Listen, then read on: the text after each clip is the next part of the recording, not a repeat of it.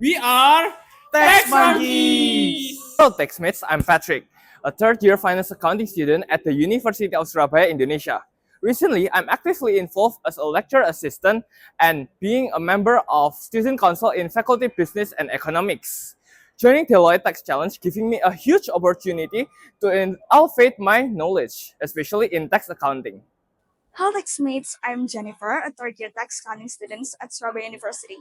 I've been actively involved in organizations like Kaisam Accountancy for about a year, and I'm currently a teaching assistant for Accounting Information System and an introduction to accounting.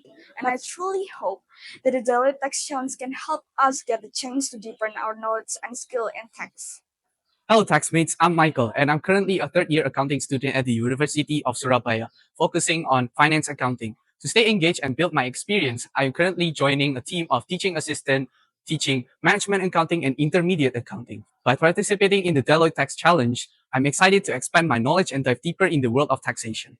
Hey taxmates, I'm Shannon, currently a third-year accounting student at Surabaya University with a passion for taxation. Alongside my studies, I'm also a part of the teaching assistant team specializing in intermediate accounting. I've also served on the Student Representative Council and the Business Economics faculty to deepen my valuable leadership experience. I am very motivated to participate in the Deloitte Tax Challenge as an opportunity to deepen my expertise, experience, and professional network.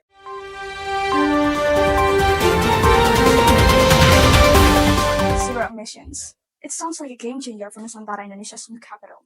But behind the bold promises of sustainability lies a question few are asking. Are the massive tax loopholes tied to the Forest Carbon Project undermining the very goals it set to achieve?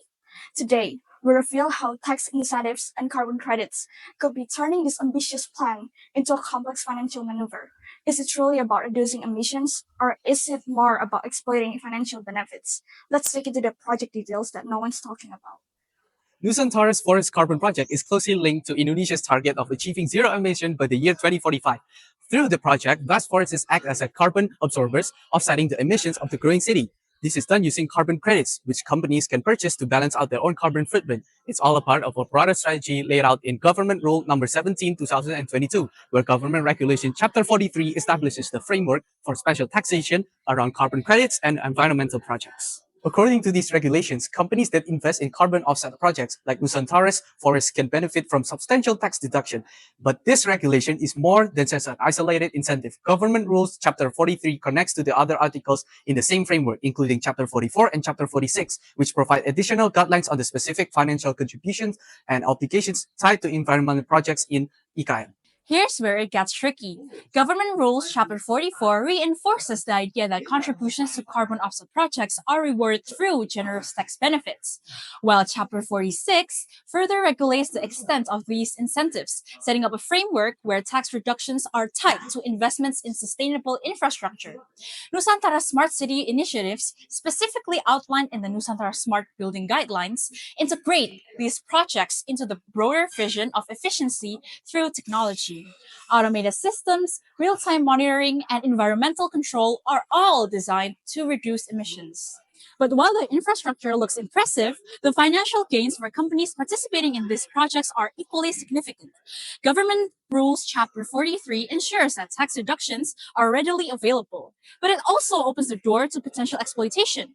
Instead of driving real change, companies could use these policies to claim credits and tax benefits while making only minimal adjustments to their actual operations. Government Rules Chapter 47 and Chapter 49 add more layers to this complex financial system. Chapter 47 outlines the distribution of funds from this project, which are meant to be reinvested into local infrastructure.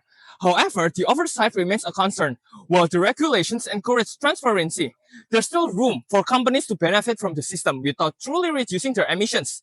The smart building designed under the smart building guidelines may indeed lower energy use. But as these companies take advantage of Chapter 43 tax breaks, we have to ask, are they really cutting emissions or just reducing their tax burden? Nusantara Forest Carbon Project and Smart Building Initiative could revolutionize how we think about urban development and emission reduction.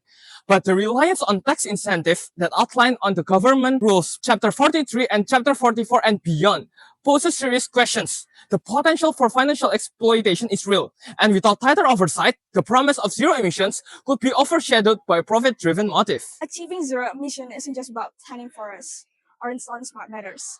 is by ensuring that the system driving these projects are rooted in real life. Otherwise, the loopholes might just overshadow the goals they are meant to achieve.